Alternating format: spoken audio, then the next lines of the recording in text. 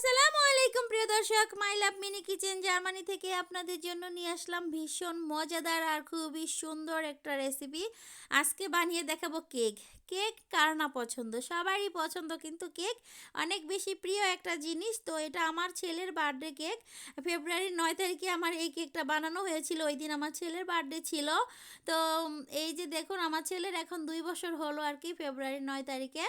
তো ছেলের বার্থডের জন্যই আসলে এই কেকটা বানাচ্ছি। তো এখানে আমি 2টা ডিম ভেঙে নিয়েছি। এখন ডিম 2টাকে খুব ভালো করে মিশিয়ে মানে ফিটিয়ে নিচ্ছি হ্যান্ড উইক্স দিয়ে, দেখতে পাচ্ছেন। আর এই ডিম ফিটানোর পরে এর মধ্যে দিয়ে দিলাম 1/3 কাপ চিনি। আপনারা এই চিনিটা কিন্তু যারা নাকি একটু বেশি খেতে চান তারা কিন্তু 1 কাপ ময়দার সাথে 1/2 কাপ চিনি দিয়ে দিবেন। আর আমরা একটু মিষ্টি কম খাবো, সেজন্য 1/3 কাপ দিয়েছি, মানে 1 কাপের 3/1 ভাগ দিয়েছি। দিয়ে এগুলোকে এখন ভালো করে 5-6 মিনিটের মতো ডিমটাকে হ্যান্ড উইক্স দিয়ে ভালো করে মেশাতে হবে, যাতে করে চিনিটা গলে যায়।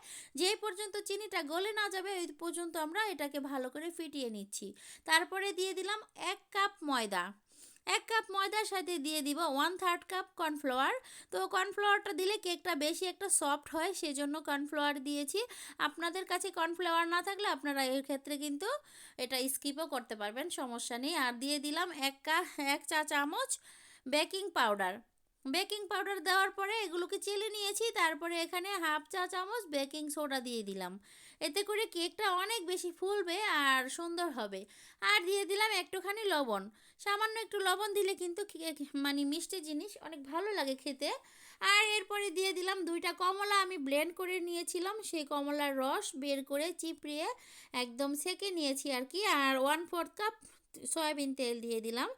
দিয়ে এখন ভালো করে এগুলোকে মিশিয়ে নিতে হবে একদম, মানে যতক্ষণ না একদম পাতলা একটা ব্যাটার তৈরি হয় ততক্ষণই মিশিয়ে নিতে হবে। তবে আমি যে পরিমাপটা দিয়েছি এই পরিমাপে কিন্তু আমার আর এক্সট্রা কোনো দুধ ইউজ করতে হয়নি, জাস্ট এভাবেই কিন্তু হয়ে গেছে। এই যে দেখুন, ভালো করে মেশানোর পরে আপনাদেরকে দেখাচ্ছি এরকম হয়েছে আমাদের ঘনত্বটা আর কি। এই যে এরকম করে যখন পড়বে তখনই বুঝে যাবেন যে এটা পারফেক্ট হয়েছে। আর ঘন রাখলে কিন্তু কেক ভালো হবে না, আর একদম পাতলা করে দিলেও ভালো হবে না। তো এখন আমরা এই যে একটা সসপ্যান নিয়েছি, এর মধ্যে একটু তেল ভরিয়ে নিচ্ছি 4-5টাতে। তেলটাকে ভরিয়ে নিয়ে আমি একটা বেকিং পেপার কেটে নিয়েছি, সেটা আমি এখানে বিছিয়ে দিলাম। আর এখন একটু বেকিং পেপারের উপরেও সামান্য একটু তেল দিয়ে দিব। দিয়ে এটাকে ব্রাশ করে নিব সুন্দর করে। এতে করে যখন আমরা কেকটাকে বেক করব তখন কিন্তু কেকটা যখন তুলে নিব একদম খুব সহজেই তুলে নেওয়া যাবে আমাদের এই কেকটা। তো এই যে দেখতে পাচ্ছেন, তো মানে তেল ব্রাশ করা হয়ে গিয়েছে। এই পর্যায়ে আমরা এই যে আগে থেকে যে ব্যাটারটা গুলিয়ে রেখেছিলাম সেটা এখন ঢেলে দিয়ে দিব। এই যে দেখতে পাচ্ছেন, একটু উপর থেকে এভাবে আস্তে আস্তে দিতে হবে, এতে করে ভিতরে যে বাবলগুলো ক্রিয়েট হয়েছিল সেগুলো আস্তে আস্তে মানে চলে যাবে, বাবলসগুলো আর থাকবে না। সুন্দর করে এখন আমরা এই যে বাকি যে ব্যাটারটা ছিল সেটাও দিয়ে দিচ্ছি। দিয়ে দিয়ে তারপর এভাবে করে হাতের সাহায্যে একটু ট্যাপ করে দিতে হবে, যাতে করে সব দিকে সমানভাবে বসে যায়। তারপরে এখন আমরা এই ব্যাটারটাকে দিয়ে দিব ওভেনে। ওভেনে দিয়ে 30 মিনিটের মধ্যে আমাদের কেকটা হয়ে যাবে। আমি 170 ডিগ্রি তাপমাত্রার মধ্যে রেখে দিয়েছিলাম, এতে করে আমাদের কেকটা খুবই সহজে হয়ে গিয়েছে। আর এই যে দেখুন, কেকটা একদম হয়ে গিয়েছে, কিন্তু একটু পুড়ে গেছে ওপরটা, কারণ আমার বের করতে একটু লেট হয়ে গিয়েছিল সেই জন্য। তো এখন এই যে দেখুন, এই কেকটা আমরা একটু চেক করে নিলাম। এখন আমরা এই কেকটা ঠান্ডা হয়ে যাওয়ার পরে এই বাটি থেকে নামিয়ে নিচ্ছি। নামিয়ে নিয়ে আপনাদেরকে দেখাচ্ছি। দেখুন উল্টো পাশটা কতটা সুন্দর হয়েছে, কালারটা চারপাশে। শুধু উপরটা একটু পুড়েছে, এটাতে কোনো সমস্যা নেই। আমাদের তো উপরের থেকে একটু কেটে নিতেই হবে, যেহেতু অনেক বেশি ফ্লাপি আর ফুলকো ফুলকো হয়েছে কেকটা। সেজন্য এত ফুলকো কেক তো আর আমরা করতে পারবো না, মানে এই যে কি বলে এটাকে, মানে ডেকোরেশন করা যাবে না, সেজন্য অবশ্যই কেটে নিতে হবে। তো সেজন্য আমরা উপরের সাইডটাকে সুন্দর করে কেটে নিলাম। এই পর্যায়ে এখন আমরা এই যে কেকটাকে উল্টিয়ে দিব। এই যে উপরের যে পাশটা এটা নিচের সাইডে দিয়ে দিব। তারপরে এই পাশটাকে আমরা এখন একটা নাইফের সাহায্যে সমান করে মাঝখানে কেটে নিব, কারণ বার্থডে কেক যেভাবে বানানো হয় আমি ঠিক সেভাবেই একটা বার্থডে কেক বানিয়ে আমার ছেলেকে উপহার দিব। তো আমি সবসময় কি করি, বার্থডে যখন আসে আমার বাচ্চাদের, আমি সবসময় নিজের হাতে কেক বানিয়ে ওদেরকে দেই। আর এতে করে বাচ্চারা অনেক খুশি হয়, আর আমার কাছেও কিন্তু কেক বানাতে অনেক ভালো লাগে। তো এই যে মাঝখানে কেটে আমি 2টা টুকরো করে নিলাম সমান করে। এই পর্যায়ে এখন আমরা এখানে এই কেকগুলো যে ডেকোরেশন করব তার আগে এখানে একটা বাটির মধ্যে একটুখানি পানি আর কিছুটা চিনি দিয়ে গুলিয়ে নিব, যেমন শরবত গুলাই আমরা ঠিক সেরকম একটু শরবত গুলিয়ে নিব আর কি, সুগার সিরাপ বলে যেটাকে। সুগার সিরাপ করে নিয়ে তারপরে আপনাদেরকে দেখাচ্ছি আসলে যে কেকটা যে কতটা ফ্লাপি হয়েছে সেটা দেখাচ্ছি।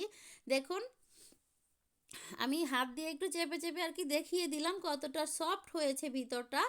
এখন এই যে সুগার সিরাপটা আমি দিয়ে দিব ব্রাশের সাহায্যে অল্প অল্প করে সব জায়গাতে যাতে ভিজে যায়, এতে করে কেকটা কিন্তু একদম দোকানের মতোই সফট হবে খেতে। আর যদি এভাবে করে সুগার সিরাপ দিয়ে না ভিজিয়ে নেন তাহলে কিন্তু কেক কখনোই সফট হবে না, আর শক্ত শক্ত লাগবে আর কি, ওই যে মানে দোকানের কেকের মতো মজা লাগবে না।